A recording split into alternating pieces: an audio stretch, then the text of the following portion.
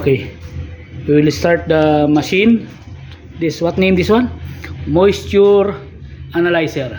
Okay, we'll start now. Okay, Just to check the calibration of the machine. we need to check the calibration for this machine. How many grams this one? 50. Counterweight. 50 grams, this counterweight. Okay, we need to weight that one.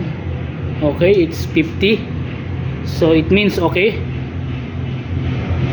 And then If it's wet, it's okay. It's Then okay. remove this one. okay, remove, Return. Go return, back to auto dry.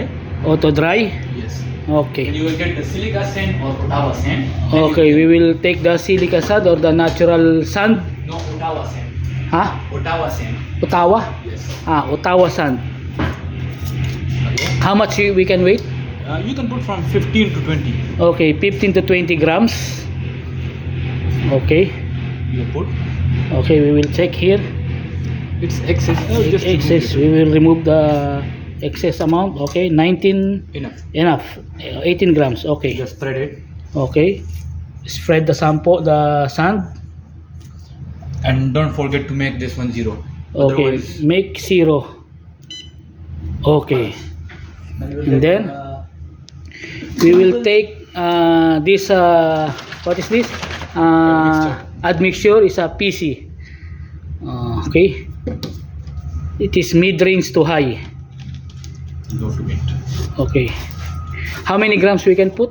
You can put from 3 to 5 grams. Okay, we will put 3 to 5 grams only. But you have to shake it gently to mix. Okay, we will mix the sample before we will put in the moisture analyzer. Okay, and then we will put how many grams? 3 to 5. Okay, 3 to 5 grams only. Let's see.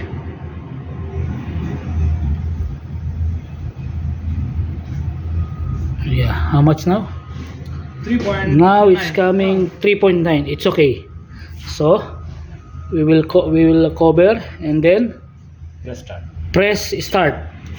Okay. Now this is in the water loss. To get the solid content, we will switch this one from water loss to dry. So the drying Okay. percentage will be over solid content. Okay. So maybe how many minutes takes this one? It will take around 10 to 15 minutes. Okay, 10 to 15 minutes. So okay guys, later I will take the video again. Okay guys, as you see, now the sample is going to dry. You can see here. See, the drying is 92% going down, and the grams, as you can see here, it going dry also. So If it's going dry, it's losing the moisture. So yeah, if losing the moisture. When it remain constant, then it will automatically deduct it that now it's not going lower. So the one it's remaining here will be our solid content. Okay. It's drying here from this. You can see. You can see same like heat or Mention fire. the drying temperature also here. The drying temperature is around 110 degrees Celsius. It's very hot. Okay guys, let's see you later. Okay guys, after 3 to 5 minutes, as you can see, it's already 2.9 only grams, 74.44% drying. As you can see in this machine, our machine is already calibrated, updated until April 2026. Okay. Okay guys, see you after 5 minutes.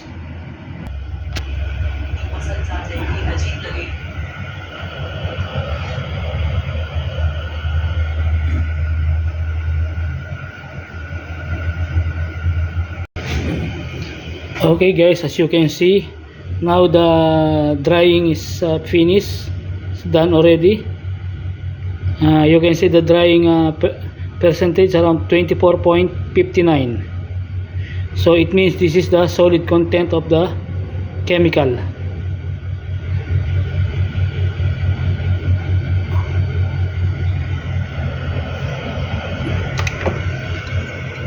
Okay, already dry.